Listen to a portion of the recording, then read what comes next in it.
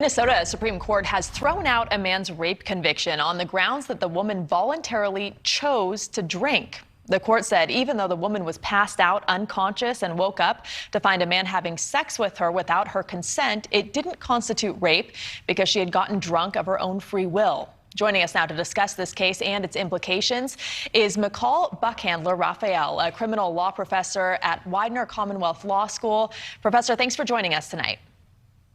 Good to be here. Thanks for having me. Okay, so this case involves a 20-year-old woman and her friend. They'd been drinking. They agreed to go to another location for a party. The victim then passed out on the couch and woke up to find a man identified as Francois Khalil having sex with her. They went and got a rape kit. He was convicted, and now the conviction is being thrown out because of Minnesota's definition of mentally incapacitated, which is the definition from the state statute is a person under the influence of alcohol, drugs, or any other substance administered to that person without the person's agreement, lacks the judgment to give a reasoned consent. And you say this is the right interpretation of the law. Explain. Yeah, so let me explain the difference, an important distinction between what the law is and what some of us believe the law should be. So I believe that under the correct interpretation of Minnesota law, this is definitely the right interpretation of the law. And here's why. So the defendant was charged with a felony, of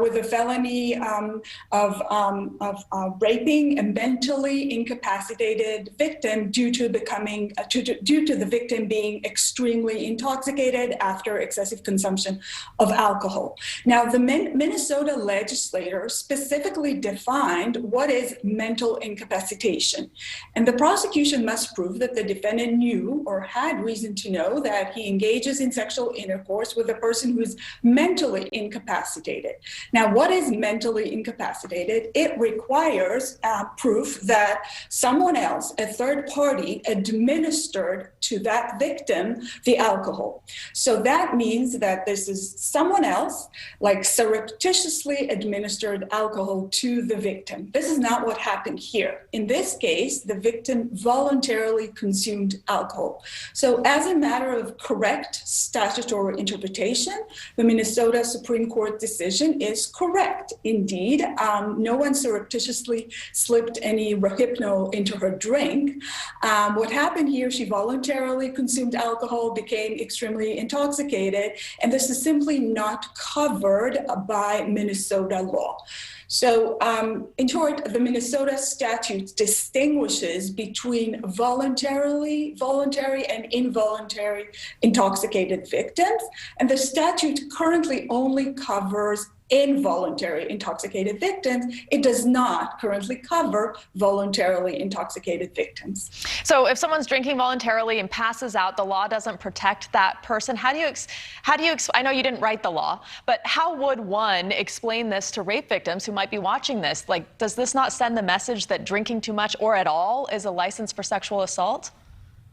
I completely agree with you. That's why I said, there's a difference between what the law is and what we want the law to be. So it's important to understand that only the legislature has the authority to change the law. So this is a call to the Minnesota legislature to change the law and similarly treat voluntarily and involuntarily intoxicated victims.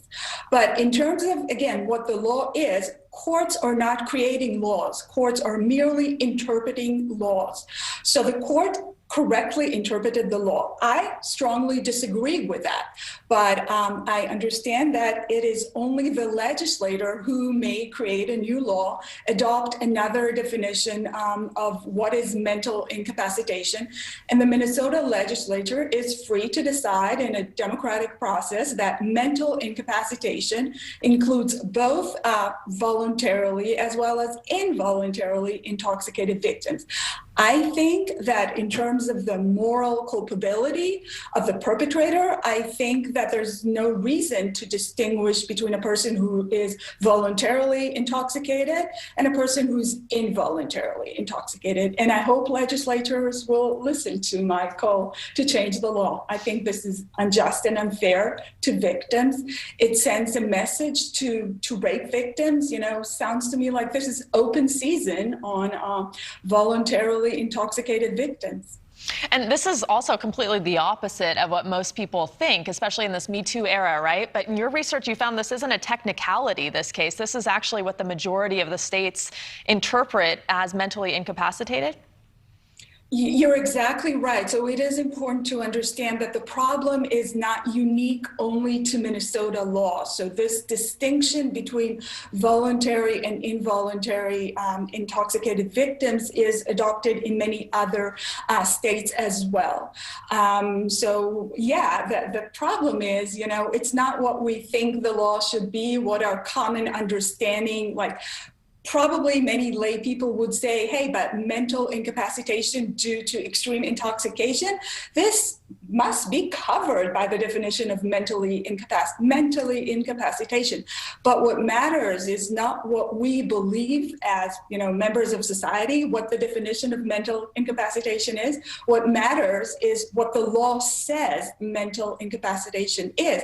And the Minnesota legislature was very clear about what mental incapacitation means. There's no ambiguity. So in terms of statutory interpretation, the Supreme Court of Minnesota interpreted the law correctly. Again, I disagree. This is not what the law should be. But that's another question, and it's a call to the legislature to change the law. Yeah, a lot of people would think the law might revolve around consent, right? All right, Professor Buchhandler-Raphael, thank you very much for joining us tonight. We appreciate having you. Thank you very much for having me.